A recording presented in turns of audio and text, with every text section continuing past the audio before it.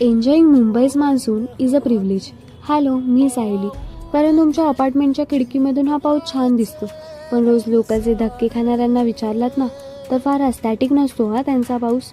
कारण शेअरिंग ऑटोमधून छत्री आणि बॅग घेऊन अंग चोरून बसायचं, वर धावत वर स्टेशनला जायचं आणि लोकल डिले, त्यामुळे उशीर हा अटळ. त्यावर आत गेल्यावर ती रिकामी विंडो सीट बघून जो आनंद होतो, तो अगदी आळवावरच्या पाण्याइतका क्षणिकच असतो. कारण पुढे गेल्यावर समजतं की सीट तर ऑलरेडी भिजलेली आहे. बरं, हे सगळं करून झाल्यावर जर तुम्हाला आत चढायला जागा मिळाली नाही, तर लटकत भिजत जाणं म्हणजे जणू गरुड पुराणामधल्या लिहिलेल्या सगळ्यात कठीण शिक्षेतकच. बरं, हे सगळं रोज उठून अगदी रिपीटवर करणं हे ऐऱ्यागैऱ्याचं काम नाही. म्हणून याला मुंबई स्पिरिट असं म्हणतात.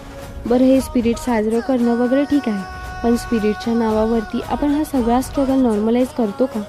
खरं सांगू, जर तुम्ही लोकलमध्ये उभे असलेल्या भिजलेल्या प्रत्येक माणसाला विचारलं की उद्यापासून ही धावपळ बंद, नो लोकल डिलेज, नो गर्दी, तर चालेल का?